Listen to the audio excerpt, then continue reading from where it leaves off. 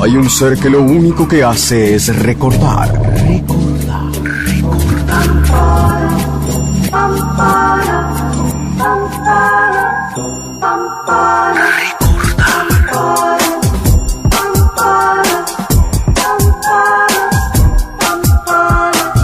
Funes, el memorioso, en 750.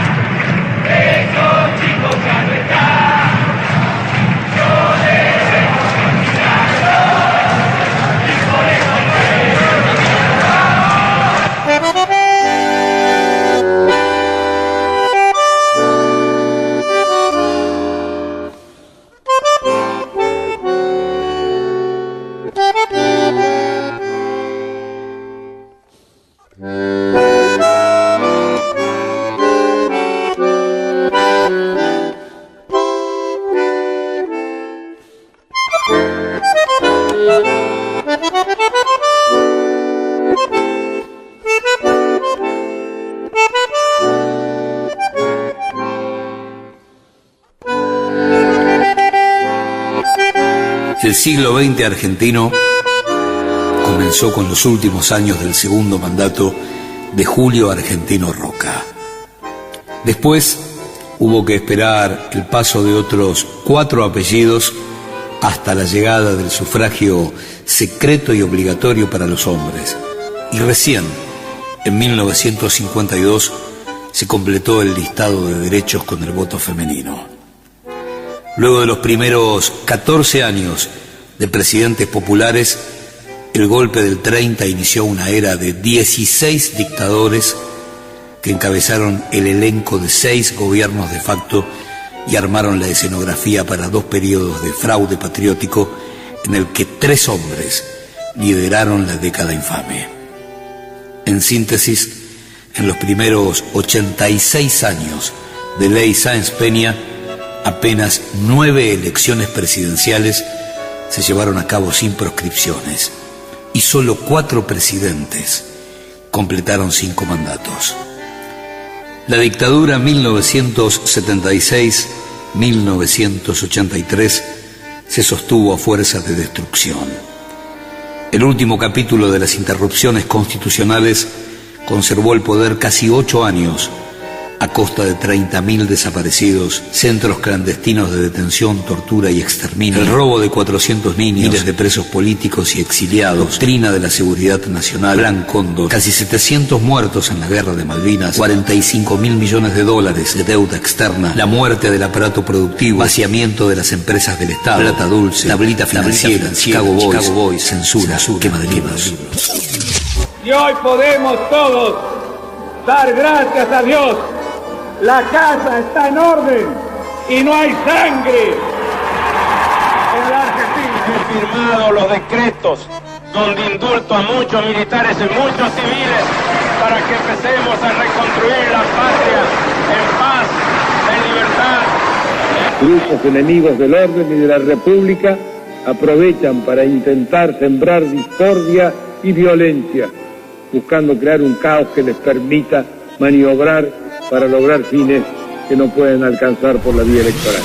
Argentina, 1983. 30 años. 2013. ¿Qué tiene prioridad, la gente o la deuda externa? La deuda, la gente. El que depositó dólares recibirá dólares.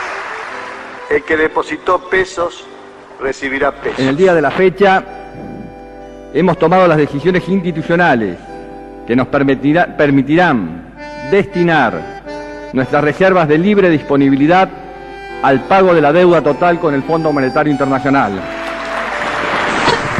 Que la historia me juzgue. Pido perdón si me equivoco. Mi voto no es positivo. Esto es en contra. Mi compromiso con la patria, mi compromiso con Dios y mi compromiso con Él y conmigo misma es precisamente gobernar para los 40 millones de argentinos porque estoy convencida que tenemos que dar vuelta a la página de la historia, del desencuentro, del enfrentamiento, de la confrontación. Regresar al pasado para convertirlo en presente a través de una máquina del tiempo, industria nacional. Un invento argentino, tan genial como caótico, tan creativo como desordenado. Un camino para volver a cada uno de esos 30 años que cambiaron la historia política argentina. Una pelea que comenzó en otro siglo. A rastro de otro siglo, cierto autoritarismo, enojo prepotente y machismo, aunque en forma decreciente. Y traigo de otro siglo barandas de fomentos, querosen, eucaliptus, azufre, linimento, chicles y ceniceros. Y traigo de otro siglo mi suerte capicúa, y abajo de la púa fritura de vinilo. Yo vengo de otro siglo. 2013, 2005, 2000, 1996, 1993, 1992, 1991, 1990. 1987.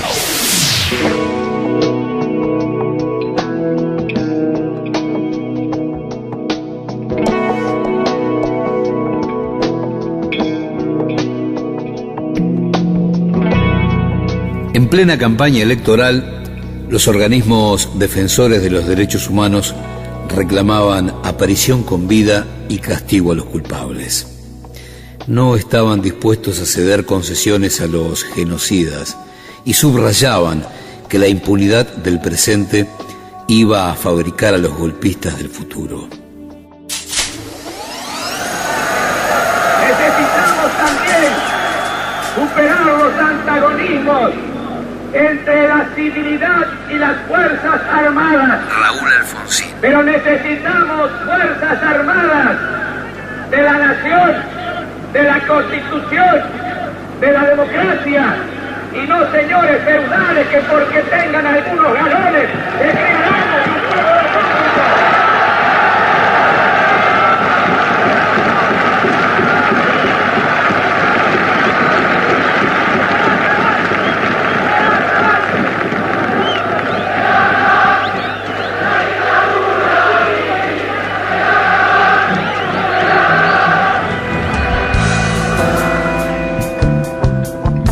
La respuesta de los dos partidos mayoritarios se basó en posiciones que, en lugar de contemplar la lucha histórica de madres, abuelas y familiares, pretendió domesticar el histórico reclamo.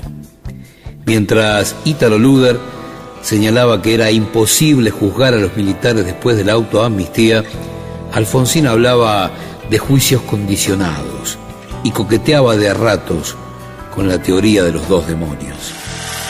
La convicción de que es necesario hacer justicia con quienes desde uno y otro lado han tomado a los hombres como meros objetos manipulables para obtener ciertos fines.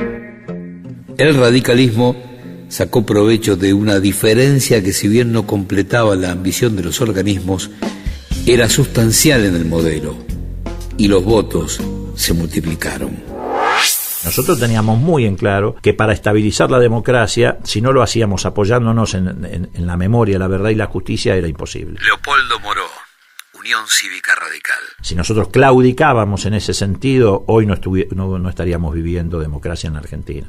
Por eso nos opusimos fuertemente en la campaña electoral a la propuesta del peronismo encarnado por Luder, que sostenía la vigencia de la ley de autoamnistía que se habían dictado los militares. Eso fue otro factor, me parece a mí, decisivo en el resultado electoral. ¿Qué es lo que va a hacer la Unión Cívica Radical desde el gobierno para superar esta tremenda crisis que padecemos? Lo primero, el Estado de Derecho, el imperio de la ley emanada de la voluntad general, para que todos los hombres sepan inclinarse ante la majestad de la ley y ningún hombre tenga jamás que inclinarse ante otro hombre.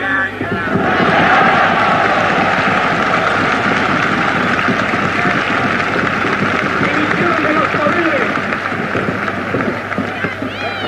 para que quien recurra a la justicia en ella encuentre en ella lo que corresponde.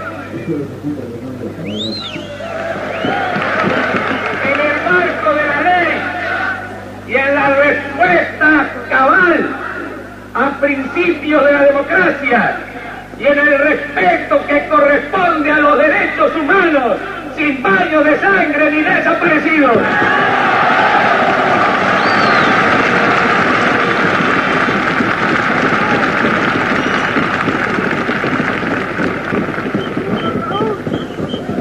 Seguridad para todos, para que la democracia se entienda como la necesidad de servir al hombre en su dignidad y terminemos de una vez para siempre en la Argentina con ese flagelo que de alguna manera pesa sobre nuestras espaldas, sobre todas, porque no siempre hemos levantado nuestra voz como corresponde para terminar con él. Yo les aseguro a ustedes, uno de los primeros mensajes que enviaré al Congreso de la Nación será un proyecto de ley modificando el Código Penal para establecer la misma pena al torturador que a la de homicida.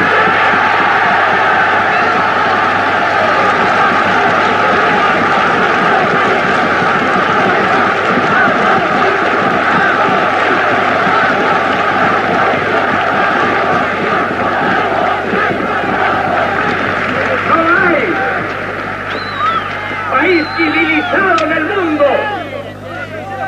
cualquiera sea el sistema o el régimen de gobierno, donde no se respete este principio esencial, de modo que lo vamos a cumplimentar prolijamente.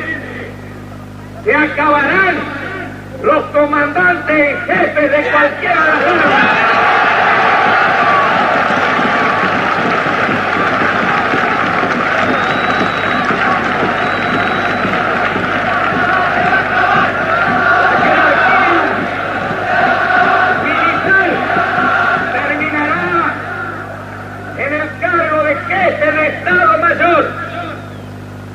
Y habrá un solo comandante en jefe de las tres Fuerzas Armadas.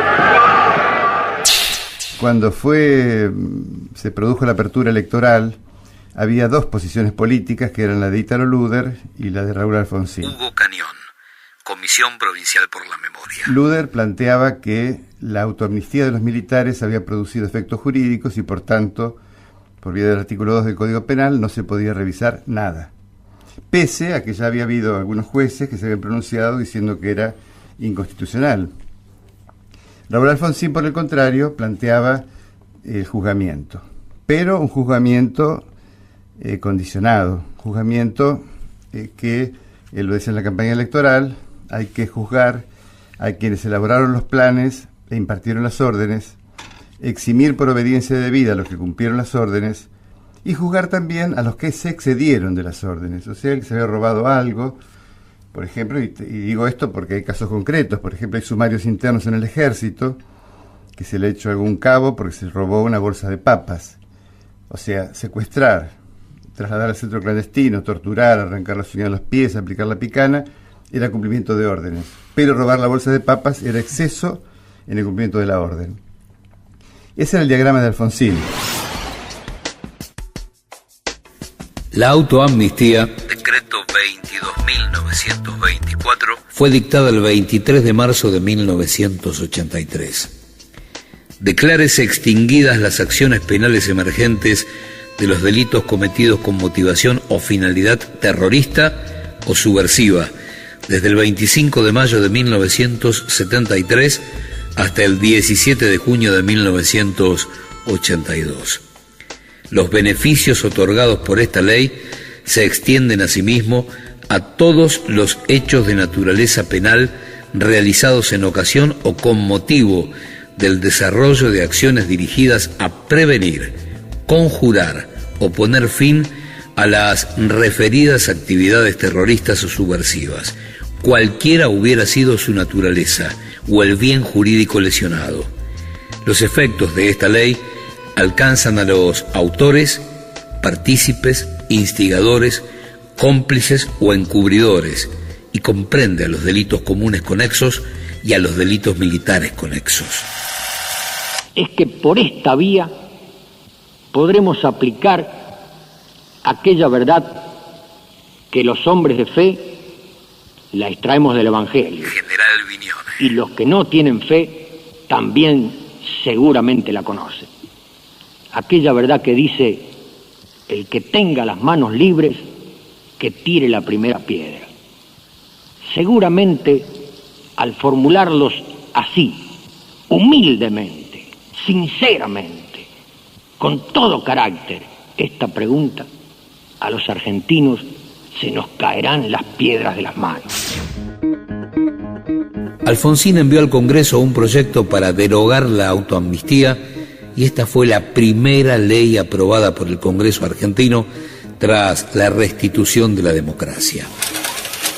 La convicción de que es necesario hacer justicia con quienes desde uno y otro lado han tomado a los hombres como meros objetos manipulables para obtener ciertos fines, implica que debe derogarse y declararse insanablemente nula la ley de facto llamada de pacificación o de amnistía. El 15 de diciembre de 1983, 5 días después de asumir como presidente, Alfonsín sancionó los decretos 157 y 158. Por el primero, ordenaba enjuiciar a los dirigentes de ERP y Montoneros, y por el segundo, ordenaba procesar a las 3 juntas militares que dirigieron el país desde el golpe militar hasta la Guerra de Malvinas. Ese mismo día, 15 de diciembre de 1983, Alfonsín creó la Comisión Nacional sobre la Desaparición de Personas, un grupo asesor a la medida de la política oficial, y lo hizo en lugar de ordenarle a la bancada oficialista que apruebe una comisión investigadora bicameral en el Parlamento argentino. Y nosotros tuvimos un debate muy fuerte dentro del bloque de diputados entre los que sostenían que había que crear una comisión investigadora del Parlamento para investigar los hechos de violación de los derechos humanos, y quienes sosteníamos que había que crear una comisión independiente, como fue finalmente la CONADEP. Los que sostenían lo de la comisión investigadora decían que era el Parlamento, en ejercicio de la soberanía popular, el que tenía que hacer la investigación. Y los que sosteníamos el punto de vista contrario decíamos que podía aparecer como una revancha de la corporación política frente a la corporación militar, y que lo que teníamos que hacer, además, para garantizar credibilidad en la investigación, era crear una comisión independiente con representación parlamentaria, pero independiente. Y ahí sale el proyecto de creación de la CONADEP, que tuvo representación parlamentaria, pero solamente del radicalismo. Los otros partidos se negaron a integrarla, salvo un diputado demócrata cristiano que tenía un hijo desaparecido, que ahora no recuerdo. Augusto Conte, McDonald, exactamente. Pero bueno, esto no significaba, tanto los que sostenían una posición como la otra estaban contestes en que había que llevar adelante un proceso de investigación de la violación de los derechos humanos, ¿no? La interna del radicalismo aparecerá en toda su dimensión en la discusión por el rumbo de la política en materia de derechos humanos. Si bien es cierto que había algunos dirigentes radicales que dudaban, no podría decir, porque sería absolutamente injusto, de que nosotros teníamos traidores o enemigos que se oponían a esto. Había dudas, sobre todo de ciertos sectores de lo que podríamos llamar la vieja guardia radical, ¿no?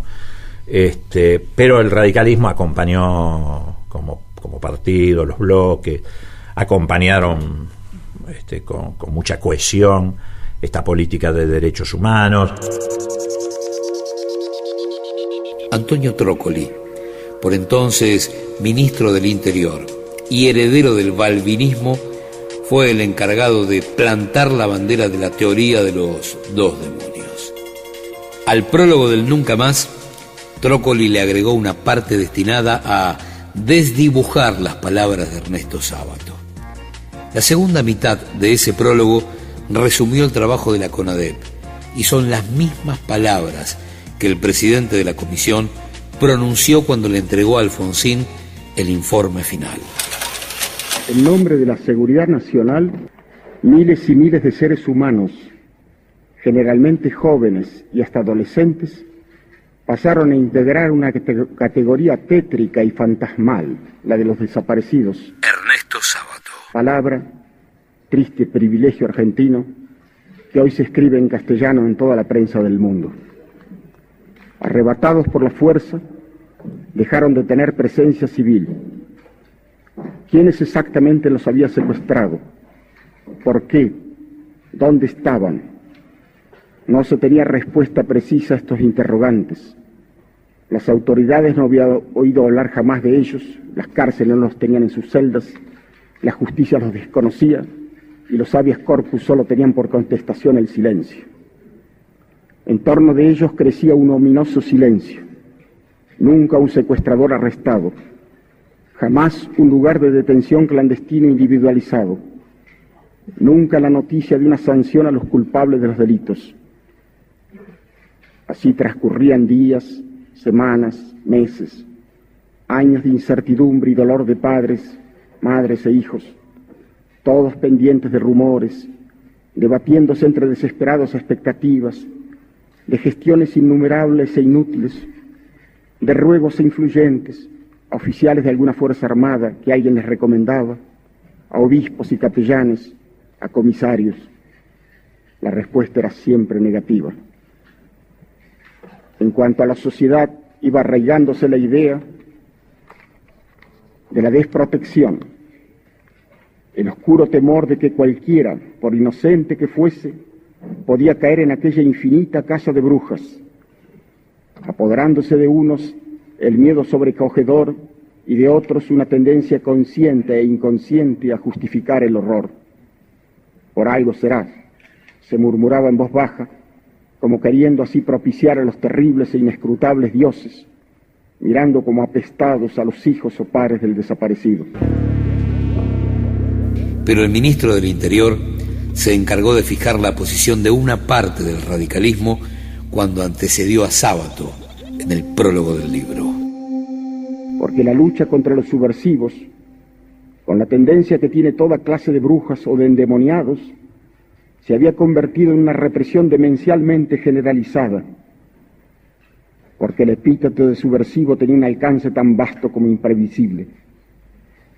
En el delirio semántico todo era posible, desde gente que propiciaba una revolución social hasta adolescentes sensibles que iban a villas miserias para ayudar a sus moradores. Todos caían en la redada.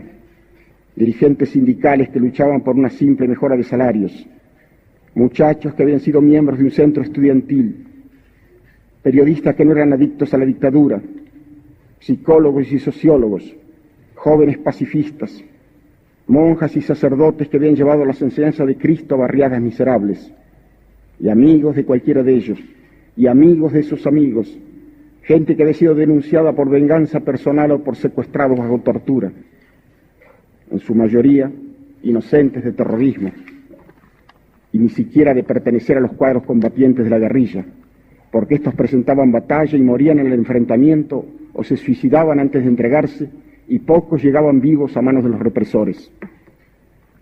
Desde el momento del secuestro, la víctima perdía todos los derechos, privada de toda comunicación con el mundo exterior, confinada en lugares desconocidos, sometido a suplicios infernales, ignorante de su destino mediato e inmediato, susceptible de ser arrojado al río o al mar, o reducido a cenizas. seres que sin embargo no eran cosas, sino que conservaban atributos de la criatura humana, la sensibilidad para el tormento, la memoria de su madre o de su hijo o de su mujer, la infinita vergüenza por la violación en público, seres no solo poseídos por esa infinita angustia y ese supremo pavor, sino, y quizá por eso mismo, guardando en algún rincón de su alma alguna descabellada esperanza. Para Antonio Trócoli, las cosas fueron muy distintas. Durante la década del 70, la Argentina fue convulsionada por un terror que provenía tanto desde la extrema derecha como de la extrema izquierda, fenómeno que ha ocurrido en muchos otros países. Así aconteció en Italia, que durante largos años debió sufrir la despiadada acción de las formaciones fascistas, de las Brigadas Rojas y de grupos similares. Pero esa nación no abandonó en ningún momento los principios del derecho para combatirlo, y lo hizo con absoluta eficacia mediante los tribunales ordinarios, ofreciendo a los acusados todas las garantías de la defensa en juicio. No fue de esta manera en nuestro país. A los delitos de los terroristas, las Fuerzas Armadas respondieron con un terrorismo infinitamente peor que el combatido. Con tristeza, con dolor, hemos cumplido la misión que nos encomendó en su momento el presidente constitucional de la República. Esa labor fue muy ardua, porque debimos recomponer un tenebroso rompecabezas, después de muchos años de producidos los hechos, cuando se habían borrado deliberadamente todos los rastros, se habían quemado toda la documentación y hasta se había demolido edificios. Hemos tenido que basarnos, pues, en las denuncias de los familiares, en las declaraciones de aquellos que pudieron salir del infierno y aún en los testimonios de represores que por oscuras motivaciones se acercaron a nosotros para decir lo que sabían. Fuimos acusados de no propiciar la reconciliación nacional, de activar los odios y resentimientos, de impedir el olvido. Pero no es así. No estamos movidos por el resentimiento ni por el espíritu de venganza. Solo pedimos la verdad y la justicia, tal como por otra parte las han pedido las iglesias de distintas confesiones, entendiendo que no podrá haber reconciliación sino después del arrepentimiento de los culpables y de una justicia que se fundamente en la verdad, porque si no, debería echarse por tierra la trascendente misión que el Poder Judicial tiene en toda comunidad civilizada. Las grandes calamidades son siempre aleccionadoras, y sin duda el más terrible drama que en toda su historia sufrió la nación durante el período que duró la dictadura militar, iniciada en marzo de 1976, servirá para hacernos comprender que únicamente la democracia es capaz de preservar a un pueblo de semejante horror, que sólo ella puede mantener y salvar los sagrados y esenciales derechos de la criatura humana. Únicamente así podremos estar seguros de que nunca más en nuestra patria se repetirán hechos que nos han hecho trágicamente famosos en el mundo civilizado. Necesitábamos sin duda de la tarea que ustedes han realizado. Sabemos que ha significado para ustedes un esfuerzo físico tremendo, pero nos consta que por encima de ese esfuerzo han tenido ustedes que superar algo que es mucho más fuerte. Han tenido que superar el agobio del dolor con el que se han encontrado a través de todos estos días de tan intenso trabajo. El país necesitaba en consecuencia este ejemplo de ustedes, así como necesita saber la verdad acerca de lo que pasó. Porque sobre la base de la mentira o de la oscuridad no podemos construir la unión nacional. Y solamente sobre la base de la verdad y de la justicia es que podemos encontrarnos en la reconciliación, tomados, ¿por qué no?, de la mano de la bondad. Yo creo que lo que ustedes han hecho ya ha entrado en la historia de nuestro país. Constituye un aporte fundamental para que de aquí en adelante los argentinos sepamos cabalmente, por lo menos, cuál es el camino que jamás deberemos transitar en el futuro, para que nunca más el odio, para que nunca más la violencia perturbe, conmueva y degrade a la sociedad argentina.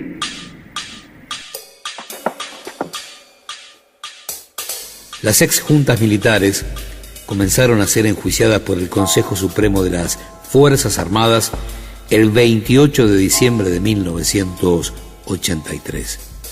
En ese momento, las leyes vigentes establecían que los militares solo podían ser enjuiciados por tribunales militares, sin importar el delito cometido. La falta de voluntad política en las Fuerzas Armadas para enjuiciar a los jefes obligó al radicalismo a un golpe de timón. El 13 de febrero de 1984, el Congreso sancionó la Ley 23.049 de reforma del Código de Justicia Militar. Se estableció que la justicia militar solo atendería delitos de tipo militar. Cualquier otro delito cometido por un militar debía ser atendido por la justicia civil. Además, se estableció que las sentencias de los tribunales militares podían ser apeladas ante la Cámara Federal y que si el juicio se demoraba injustificadamente, la Cámara Federal podía hacerse cargo directamente de la causa.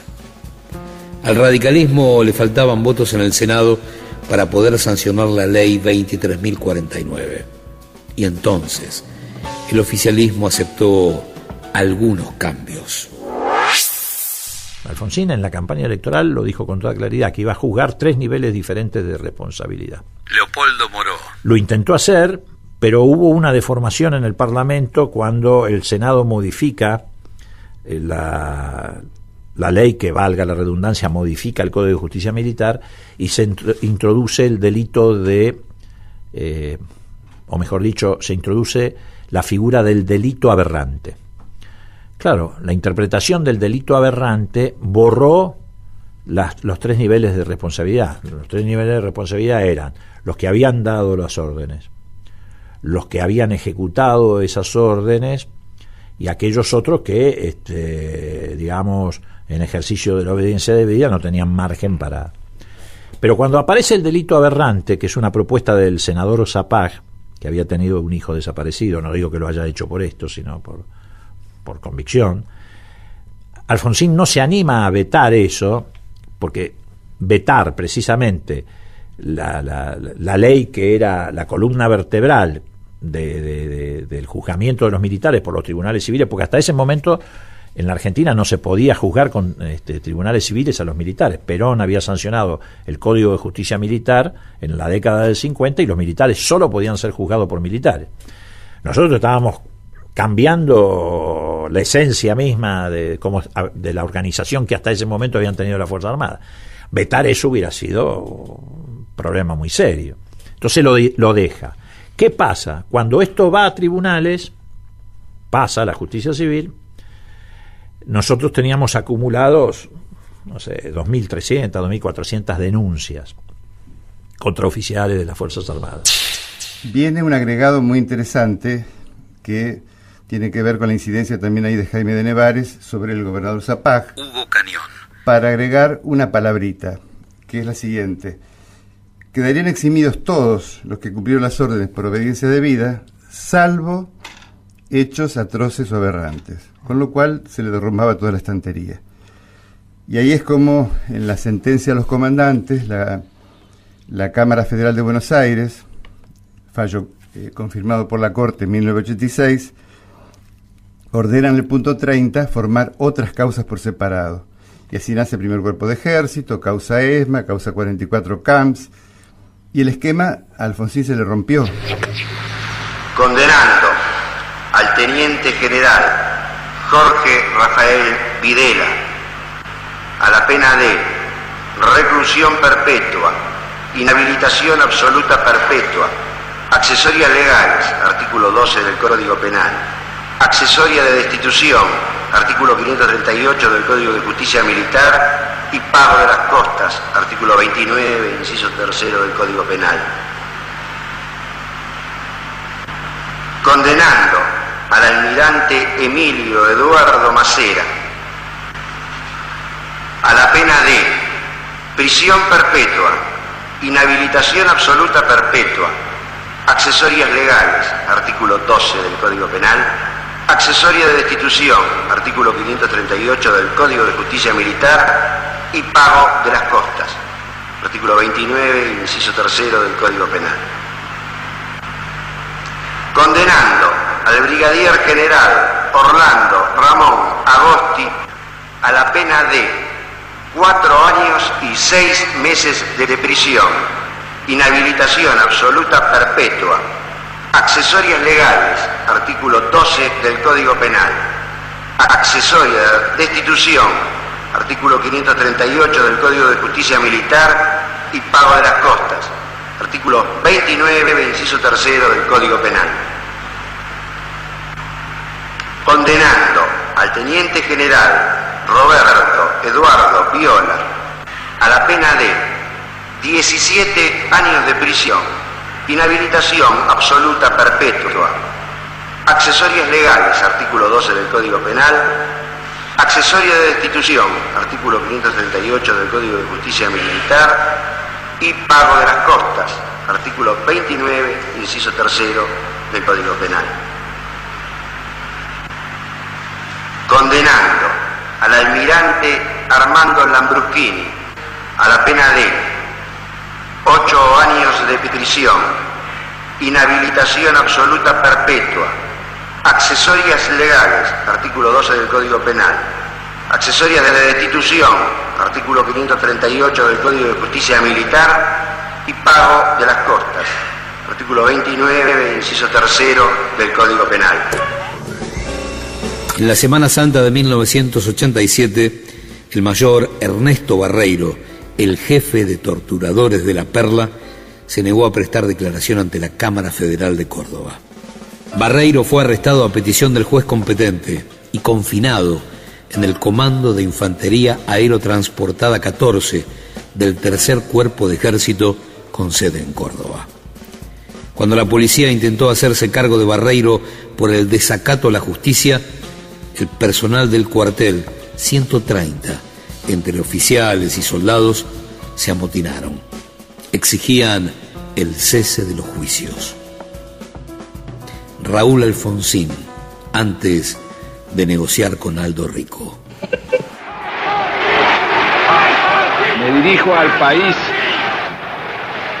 en un momento difícil para la vida nacional. No he de hacer concesiones ante iniciativa o presión alguna.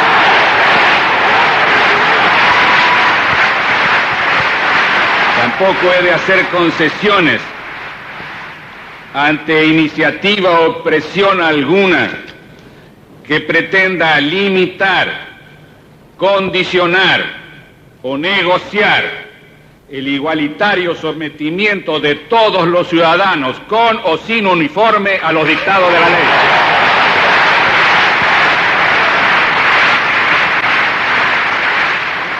Entonces, aquí no hay nada que negociar.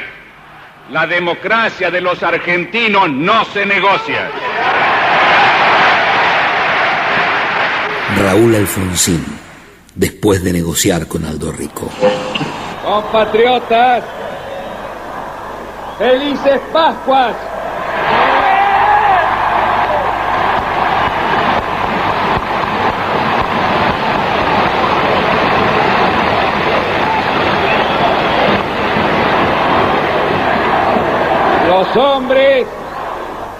Los hombres amotinados han depuesto su actitud.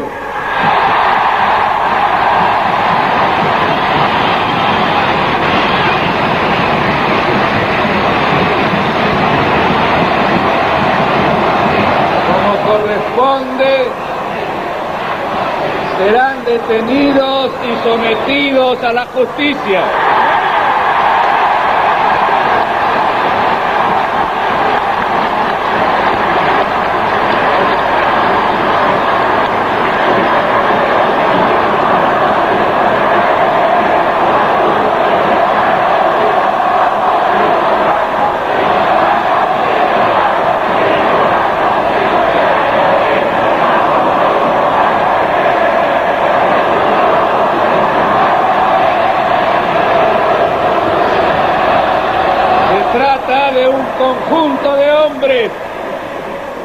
Un conjunto de hombres,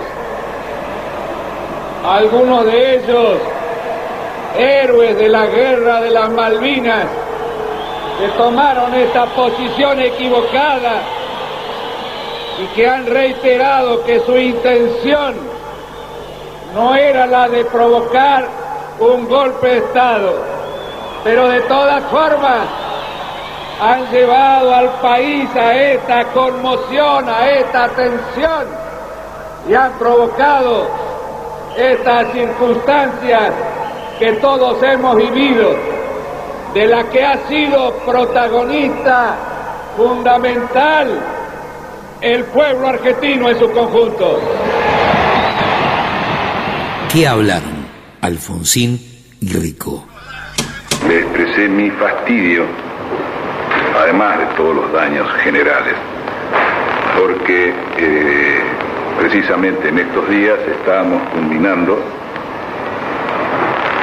la posibilidad de concretar lo que en muchas oportunidades sostuve desde la campaña electoral, es decir, la concreción de la división de las responsabilidades a través del principio de la obediencia debida. El alzamiento motivó la llegada del punto final. Empezamos los juzgamientos a las cúpulas, a las exjuntas, a los jefes de zona, etcétera, etcétera, etcétera, etcétera. Leopoldo Moró. Se hace muy lento el proceso, entonces se dicta primero la ley de punto final. La ley de punto final no eximía a nadie. La ley de punto final, lo que pasa es que después por propaganda política y acción psicológica se juntaron las dos. Pero la ley de punto final no eximía a nadie. Lo que decía era que había un plazo, ahora no recuerdo si eran 60, 90 días, hasta tal fecha, para que los fiscales imputaran. ¿Por qué? Porque había colgado en la ganchera como 2.500 oficiales de la Fuerza Armada, donde seguramente había muchos responsables y también habría algunos que no lo eran, pero nadie movía la causa, nadie imputaba. Entonces se dicta la ley de punto final y se le dice a los fiscales: señores, ustedes, no sé, supongamos el 30 de noviembre tienen que terminar e imputar a todos los que tengan que imputar. No lo hicieron, en muchos casos porque no tendrían los elementos, no habría prueba o por lo que fuere. Después viene la ley de obediencia debida, que no tiene nada que ver con esto. La ley de obediencia debida lo que pretende es restablecer ese principio de las tres responsabilidades. Pero la verdad es que era muy difícil imaginarse en la Argentina de aquel entonces que nosotros pudiéramos juzgar 2.500 oficiales de la Fuerza Armada. Nosotros no los íbamos a buscar al zoológico cuando estaban encerrados en la jaula sin dientes y sin uñas, como es ahora. Nosotros los íbamos a buscar y los teníamos que sacar de la selva cuando estaban jóvenes, con dientes y con uñas. Era muy difícil imaginar eso, no había ocurrido en ningún lugar del mundo, y menos desde el lugar de un gobierno democrático. Nosotros no habíamos, como decía Alfonsín, tomado la Bastilla ni estábamos gobernando con las armas en la mano. Ahí aparece el ministro Borrás, Hugo Cañón, Raúl Borrás, hablando que no se podía mantener abiertas las heridas de las Fuerzas Armadas, que había que buscar un punto de cierre, un punto y aparte, un punto final. Y ahí se instaló en definitiva el punto final como consigna, y así es como en diciembre del 86 se sanciona la ley de punto final, fijando un plazo muy mínimo de 60 días, 2 meses, aprovechando la feria judicial, para que quien no fuera citado en ese periodo nunca más pudiera ser citado, un plazo de caducidad. No le salió bien porque muchos jueces reaccionaron. De hecho, en Bahía Blanca actuamos, se habilitó la Feria Judicial de enero, trabajamos todo enero y pudimos citar a todos los que había hasta ese momento como sospechados. Entonces no hubo necesidad de plantear la inconstitucionalidad del punto final. El mismo Ideler Tonelli me decía que por actuaciones como la Cámara de Bahía Blanca y otras cámaras también, como La Plata, Tucumán, se frustró lo que Alfonsín esperaba. Y por eso yo sostengo que, en definitiva, el alzamiento cara pintada, cuando baja Alfonsín a negociar con un teniente coronel como Aldo Rico, en última instancia era para rehabilitar su propio proyecto, que era instalar la obediencia debida, con el argumento del alzamiento cara pintada. Uno no puede hacer un diagnóstico de qué podría haber pasado si reprimían o si se acercaba Campo de Mayo, pero lo cierto es que había una voluntad popular en ese sentido, acompañamiento político, y no se hizo. Leopoldo Moró recuerda que en una reunión con Fidel Castro en La Habana aparecieron las dos palabritas mágicas por primera vez: punto final. Empezamos los juzgamientos a las cúpulas, a las exjuntas, a los jefes de zona, etcétera, etcétera, etcétera, etcétera. Se hace muy lento el proceso, entonces se dicta primero la ley de punto final. La ley de punto final no eximía a nadie. La ley de punto final, lo que pasa es que después, por propaganda política y acción psicológica, se juntaron las dos. Pero la ley de punto final no eximía a nadie. Lo que decía era que había un plazo, ahora no recuerdo si eran 60, 90 días, hasta tal fecha, para que los fiscales imputaran. ¿Por qué? Porque había colgado en la ganchera como 2.500 oficiales de la Fuerza Armada, donde seguramente había muchos responsables, y también habría algunos que no lo eran, pero nadie movía la causa, nadie imputaba. Entonces se dicta la ley de punto final y se le dice a los fiscales: señores, ustedes, no sé, supongamos el 30 de noviembre tienen que terminar e imputar a todos los que tengan que imputar. No lo hicieron, en muchos casos porque no tendrían los elementos, no habría prueba o por lo que fuere. Después viene la ley de obediencia debida, que no tiene nada que ver con esto. La ley de obediencia debida lo que pretende es restablecer ese principio de las tres responsabilidades. Pero la verdad es que era muy difícil imaginarse en la Argentina de aquel entonces que nosotros pudiéramos juzgar 2.500 oficiales de la Fuerza Armada. Nosotros no los íbamos a buscar al zoológico cuando estaban encerrados en la jaula, sin dientes y sin uñas, como es ahora. Nosotros los íbamos a buscar y los teníamos que sacar de la selva, cuando estaban jóvenes, con dientes y con uñas. Era muy difícil imaginar eso, no había ocurrido en ningún lugar del mundo, y menos desde el lugar de un gobierno democrático. Nosotros no habíamos, como decía Alfonsín, tomado la Bastilla ni estábamos gobernando con las armas en la mano. La ley de punto final llegó al Congreso de la Nación en diciembre de 1986. Cobró vida al año siguiente.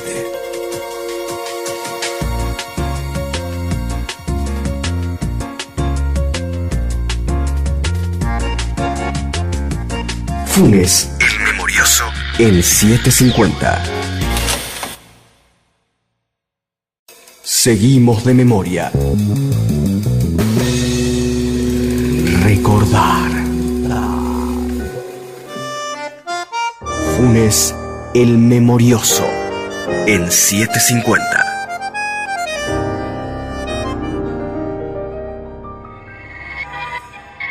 No tiene entidad, no está. Ni muerto ni vivo, está desaparecido. Recuerdos del infierno. 1976, 1983. Yo soy el responsable de las dos cosas. Así que si pasan frío, pasan hambre, ya saben quién es el culpable.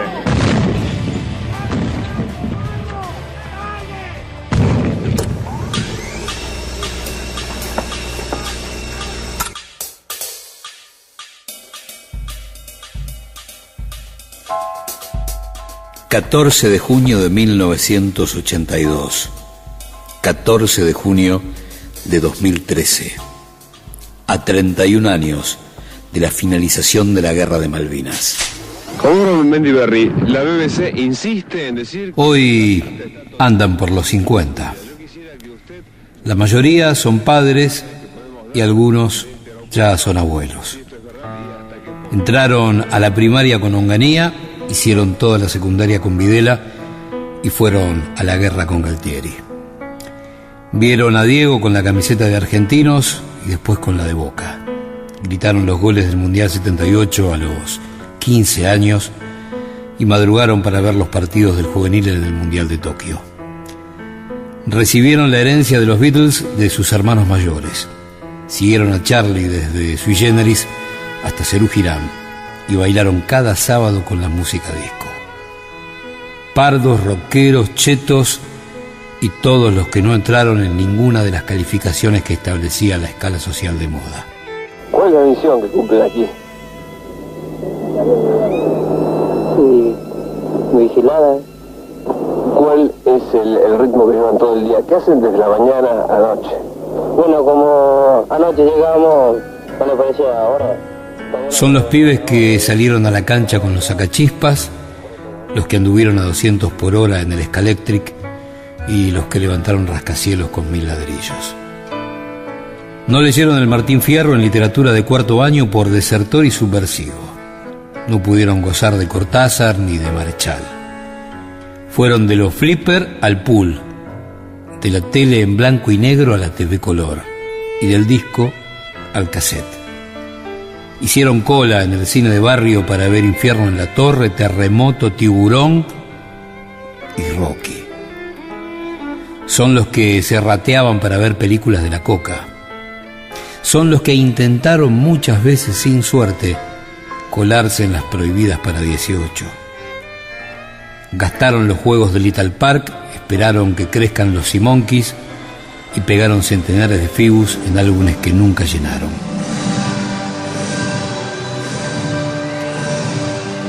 Algunos de estos pibes, un año antes de la guerra, aplaudieron el Dios salve a la reina de Queen en la cancha de Vélez.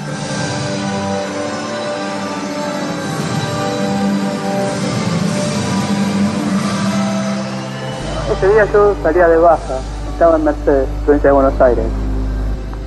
Tenía que venir a mi casa para ponerme la ropa de civil y volver el día 4 con la ropa ya lista y salir de la colimba.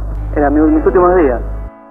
Aquellos chicos de la guerra ya son hombres con la edad que tenían sus padres cuando los mandaron a las islas.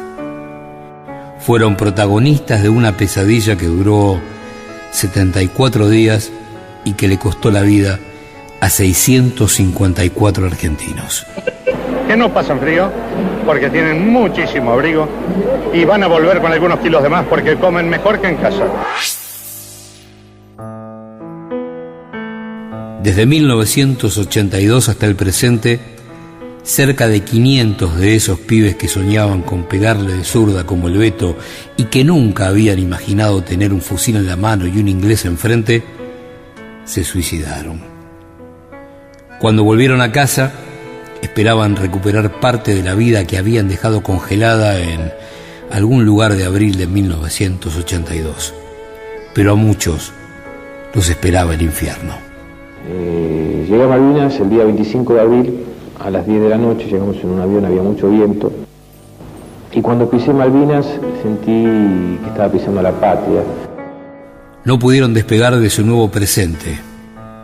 Allí estaban los fantasmas de 40 horas de combate en Pradera del Ganso o las imágenes que regresaban una y otra vez de las 10 horas de lucha cuerpo a cuerpo en Monte London.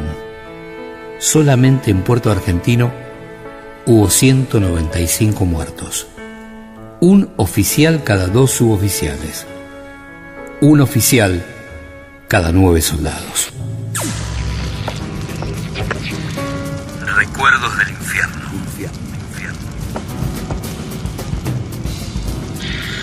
Funes en 750.